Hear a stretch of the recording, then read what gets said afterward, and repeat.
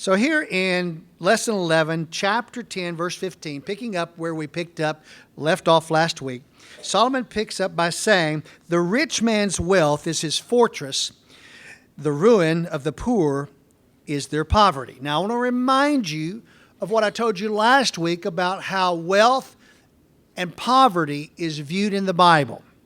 We'll do it now, and then hopefully we will not have to hit it again later. A person who is a wealthy person in the Bible is a person who has enough to get by. Now, not a person who is poor in the Bible is a person who does not have enough to get by. A poor person does not have enough meal in the pot to feed the family. A wealthy person has enough meal in the pot to feed the family today. Tomorrow, there'll also be enough meal because provisions will be made. That person has enough. The example I also gave last week was a wealthy person will have 2 shirts, one for today to wear, one to wash for tomorrow. And then every day he washes the previous shirt for the next day, and he wears the new clean one. A poor person only has one in the scripture. A poor person has one pair of shoes. A poor person has one cloak. He does not have overly enough. A wealthy person has enough, all that he needs. Now, we don't think of wealthy being that way. We think of wealthy just being mega bucks and that type of stuff, being multimillionaires. That's not the way it is in Scripture. So here in the Scripture, Solomon is saying the rich man's wealth is his fortress. I mean, it's where he can find his safety, is in that he has what he needs. Many, many, many years ago, when I was first married, my father-in-law was raising cattle, and he had difficulty with the equipment. The equipment would always break and need to be welded or whatever. So every time Kay and I went up towards Dallas to see her dad and her mom, I would throw in my stick welder, my MIG welder. I'd throw in all my tools, everything so that I could fix water pipes or whatever had gone wrong. And we would be there outside. We would be welding stuff up. Well, one day we showed up early, and we were there, and we needed to go out and do some welding on a pin. They make these tube steel pins that they put a whole roll of hay in so the cows can reach their heads in there and eat. And before I went up there, there was a brochure about my father-in-law's company laying up on his counter. And I saw it, and it was a upcoming stockholders meeting for the year. And lo and behold, when I opened it, there it was in black and white, what he made, what his proposed salary was going to be for the stockholders, plus options and that type of stuff.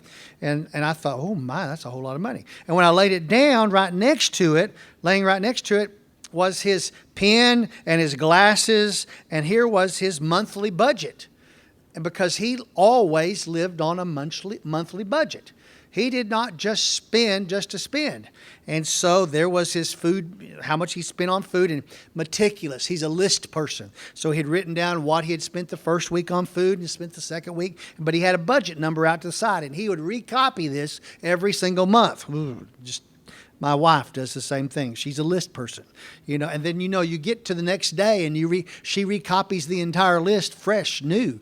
I'm not that type. I like to see stuff scratched off. Like I've accomplished something. She likes to make a new list, and her dad did too.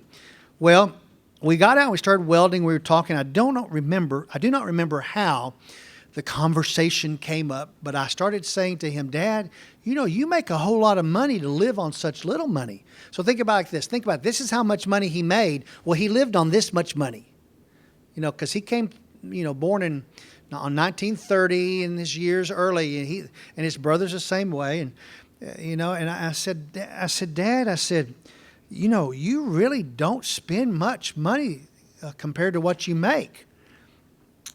And his quote to me was this. He said, Son, it's your first 2 lines in your lesson here. Rich people are rich because rich people do what rich people do, no matter how much money they make in a lifetime. And poor people are poor because poor people do what poor people do, no matter how much money they make in a lifetime. that really did not mean anything to me until I became your Helping Hands minister. And lo and behold, the first person that came in that could not pay their bills and was looking for help from me back in 1993, help paying their bills, and they made 3 times what I made. Of course, I'm debt-free, and I live in a much nicer house than they do. I don't drive nicer cars than they do, but they were, because I drive cars until the wheels fall off of them, and then I go buy a new car, so I get my money's worth out of them. But I don't have near what they have, but everything I have is paid for, and boy, they have everything. They've got the house here they've got the mortgage on. They've got the house up at Lake Livingston they've got the mortgage on. And this was 22 years ago now, so I can tell the story. They've got 3 cars that they have notes on. They've got the boat that they have the note on. They've got the dock fee that they have out there. They've got 2 kids in college. They've got, all the money is just spent, and they can't pay their bills. And so I'm going through my little thing where I'm saying, okay, listen, you have to have pocket money to spend every day, or you're going to start fighting between the spouses. And that was the problem. The reason why they'd come in is because the wife didn't have any money to spend on makeup and spend on a Coke or whatever, because the husband was so tight with the money, but the husband didn't have the money to give her because he was trying to pay all these notes. And I remember backing up and pushing the paperwork to them. I said, okay, I'm going to tell you what. I am going to help you in a tremendous way right now with your budget. I can help you within the next 7 days fix your budget so you can afford to let your wife have some money to spend. Well, actually, the problem was that she was spending money anyway, even though they didn't have the money to spend. You know what it was, because she wasn't controlling the purse. And he was controlling the purse, and she was going to spend some money. I pushed the paperwork. I said, here's what I need for you to do. I need for you to sell what you owe on and buy what you can afford.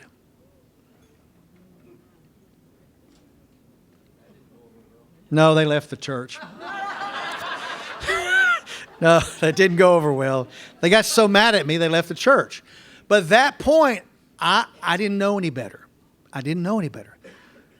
And then it became a reality to me that there are many people as the years went on, there are people out there who make a whole lot of money every year, but they have borrowed so much money and they're paying back. My dad used to say my dad was a debt-free person too, and he would say, just because you have enough money to buy the product right now, if that product is not the best product on the money, wait until you have enough money to buy the best product. Always, when you're buying furniture or you're buying anything, buy the best.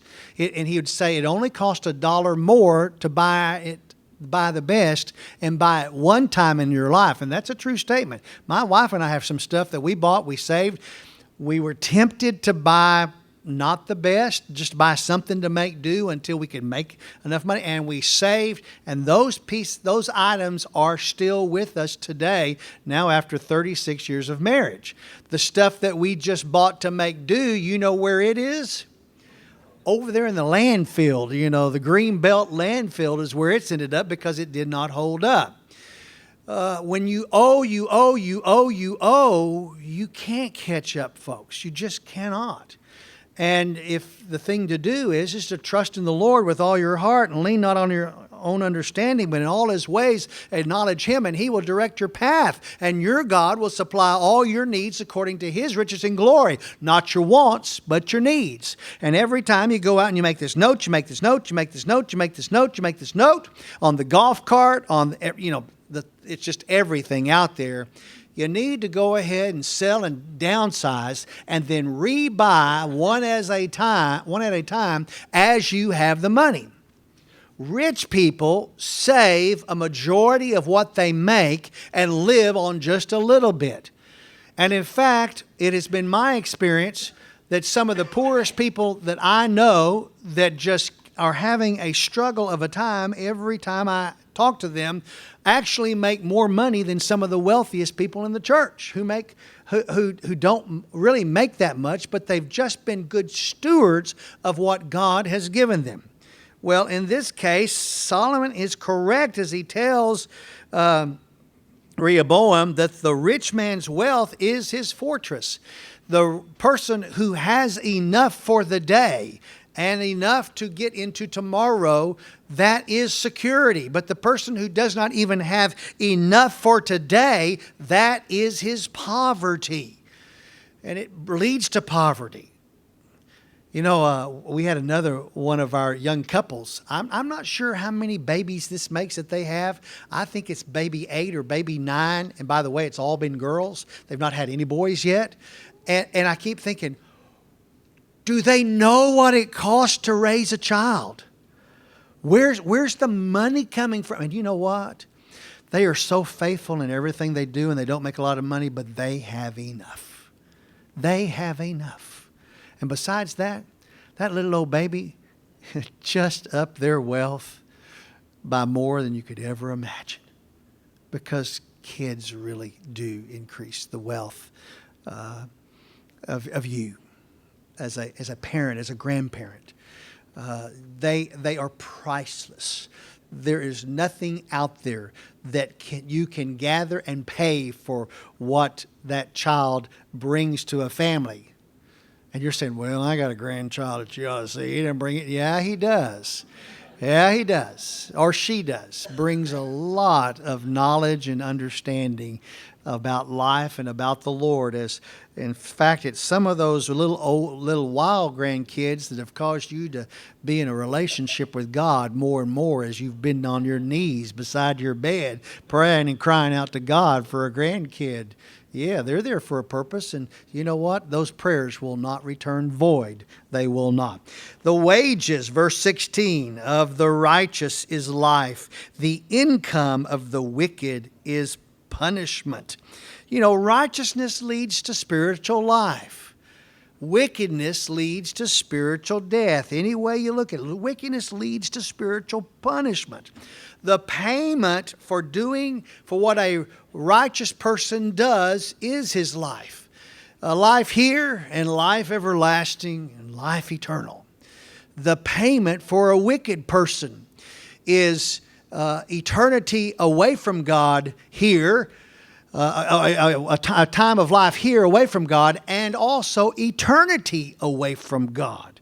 And so we have to understand that as we want to be a righteous person in everything we do. Verse 17 says, he is on the path of life who heeds instruction, but he who forsakes reproof goes astray. Path of life. You realize that we're all on the path of life, and the path is still going because we're all here right now, and we haven't arrived yet. We arrive at our final destination once we cross over from this life into eternity. The problem is we're all on the path, whether we're wicked or whether we're righteous. We're all on the path headed. But when the crossing over happens, some of us go one direction and some go the other direction. But the person who is righteous on this path of life will seek instruction, will heed instruction. They will be looking on how they can find something new to learn every day about the Lord, how they can store up the things that they have learned, how they hunger and they thirst for things about the Lord. Interesting side note on that is that a few weeks ago, I had spent almost all day studying, getting ready for one of these sets of lessons that I'm teaching you. And I just felt like in that one day's time, the stuff pieces just started falling together. Things and thoughts and verses and passages just started falling together. You know how it is, how, you struggle for years, and then all of a sudden it just all just goes together. And so there it was, and I thought, and I praised the Lord, and I said, Lord, thank you so much that today I think that you have taught me more today than I have ever known in my life about you all put together. I mean, it was just one of those grand days, just a beautiful day with the Lord. Just, the understanding that just came of why things are happening the way they are, more than I ever thought. And after I got through praying, I was Kay asked me to go down to the grocery store, and I'm wheeling through the grocery store, and I thought, I prayed to God thanking Him for how much He taught me today, that I've learned more today than I've ever known in my life. But it's kind of funny because 41 years ago, when I was a brand new Christian, 18 years old, I thought I knew everything. You couldn't have told me anything. Whatever you told me, I was going to argue with you about it. If you told me that my theology was off, I would have not listened to you at all. Today, if you tell me my theology's off, I'm going to listen to you. I'm going to let you talk until you have either convinced me that my theology is off, or you have convinced yourself that your theology is off. Because you know how that is. You can have one thing in your brain and you think you're right, but then you start talking about it. You actually talk yourself out of it to where you realized you were wrong. But I'm going to listen. A righteous person, and I'm begging you too, as a righteous person, don't be argumentative. If someone comes up to give you an instruction about something, listen, take heed, go search it out, figure it out. See if that person is right. See if there's any truth in it. But I tell you what, the fool is the person who forsakes reproof. Reproof is not a bad word. I know it would be a bad word today if we used it like we use it today. I'm going to rebuke you or reproof you. Both the word rebuke and the word reproof just means to say something to somebody that is something that is opposite of what they have thought. But it's not to do it in a harsh manner. And so here, Solomon is saying to Rehoboam, as you're going through this life, heed the new things. Hunger and thirst after instruction. And when somebody comes up and says something to you that you don't agree with, take it, because there may be some truth in it. Verse 18 says, he who conceals hatred has lying lips, and he who has spread slander is a fool. Now, it just so happens, these things always happen on page turns. Did you know that? It's just like those of us who are musicians. The hardest passage, the hardest 2 or 3 measures in any piece of music always happens on a page turn. It's just the way it is. Why couldn't they have just adjusted the page so that was in the middle of the page? But it's all, and had it been in the middle of the page, it had been still the hardest passage. The same thing happens. Here it is. Happens on a page turn. I wish it didn't. It didn't when I had it blown apart for editing, but when I pulled it back together to small spacing, it came apart. It's got the word and. It doesn't have the word but. It's got the word and in the passage. So that I have learned in studying Proverbs means there may be a problem with the English translation. So that takes me, because it doesn't fit the pattern of all the rest of them, it takes me to go back and look at some of the English translations of some of the other texts. The original Hebrew Bible, the Old Testament that the Jews used, was called the Tanakh. That's the Bible, the Hebrew Bible, that Jesus used. But in 250 BC, 250 years before the birth of Christ, the Jews, because so many of them spoke Greek, the Jewish leadership oversaw the translation of the Hebrew Tanakh into Greek. So when Jesus comes along, he doesn't only quote from the Hebrew Tanakh, he also quotes from the Septuagint. Both of them are the Old Testament that we have. The Hebrew is the original. The Greek is the first translation into Greek. And we know in Matthew, Mark, Luke, and John, there are places where Jesus is quoting to the people either from the Hebrew or from the Greek. And that verifies the Greek. Well, in that Septuagint, the Greek, it translates this verse a little different. And let me remind you of what it did say. He who conceals hatred has lying lips, and he who spreads slander is a fool. The Septuagint reads like this: righteous lips cover enmity, but they that utter railings are most foolish. Well, that just added a new perspective to it. And then we go to the Hebrew Tanakh. Dissembling lips keep hatred secret, but he that speaketh any slander is a fool. Which one's correct? Well, we kind of have to pull them all together. Dissembling means to play act. That's what it means. You're just play acting. You're just acting, playing around.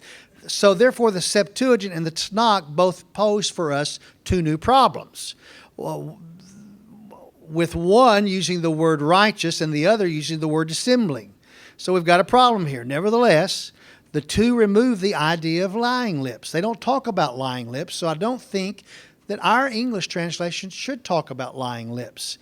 And whether one is righteous, we can understand, or whether one is play acting, as in the other one, what we can grab from this is the wise person will keep secret his hatred until the proper time to reveal it. But the fool will immediately let out his hatred. Now, it's not godly to hate something. It is not godly. It is very godly to be angry and sin not. And I think basically what Solomon is talking about when we say hatred is not the word hatred, it's the word anger. That there's an anger towards something that's been said. When you come about some person that you're interacting with and you have anger towards them, the wise person will hold his tongue. The fool will turn right around and spout it back at the person they're angry with. And you know how that works. And you know how much that helps. Anger, spit back at anger, only ends up in anger. This is A plus A equals A. Is that how that works? That's bad. I'll take that away. That don't work on that, A plus B equals C. That's how they usually say it. Well, this is just the same thing. One times one equals what? Okay, that's how that ought to work. All right. Anger and anger equals anger. That's all you're going to get. So a wise person will hold their tongue. And at the proper time, in the proper place, when their anger has subsided, the message that needs to be delivered can be delivered and delivered easily. Verse 19 says, where there were many words, transgression is unavoidable. But he who retains his lips is wise. Transgressions, unavoidable. Where there's a person who is a talker. People do not like to be around talkers.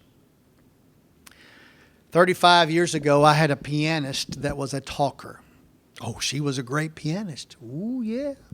Anything I started singing, she knew exactly what key I was in, and she could play along, and she was marvelous. All up and down that piano, just like that. I mean, she could just play every key and get at it. It was incredible, but she talked exactly the same way.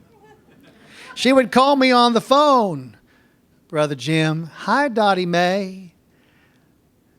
Oh, yes, ma'am. Uh-huh. And I'd go get me a cup of coffee. And I would go work on some papers. And I would stack books. I'd come back. Uh-huh. Yes, ma'am. Mm-mm. And I would go stack papers. And I would sweep the floor, whatever I needed to do. Oh, yeah, Miss Dottie. Mm-hmm. Yeah. Miss Dottie, I really got to go. I've got some important things I need to do. Can we catch up another day and take care of business and hear the rest of the story? Okay, goodbye. And 45 minutes. And she never knew I wasn't listening to her. She's a talker.